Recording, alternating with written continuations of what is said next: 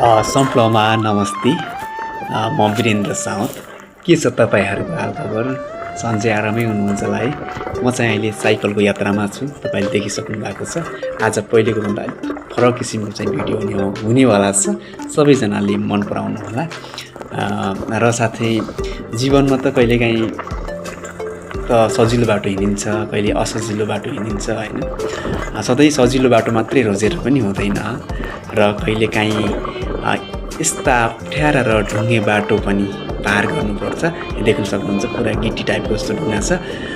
आज म यो बाटो र यो सुन्दर ठाउँको यो अफरोड बाटोको साइकलको यात्रामा छु र म मजा लिँदैछु यात्रा पनि। वरिपरि हरियाली छ, चिसो हावा चलिरहेको छ। प्रकृति त छोड्दिनु, शान्त वातावरणले यात्रालाई अझ झन् थप र रमाइलो बनाइरहेको छ। तपाईहरूले पनि यस्ता अफरोड र गाउँको प्राकृतिक दृश्य हेर्न मन छ भने यो पुरा भिडियो हेर्नुहोस्। लाइक, कमेन्ट, सेयर गर्न चाहिँ नबिर्सनु होला। फलो पनि गर्नुहोला। हस्, धन्यवाद।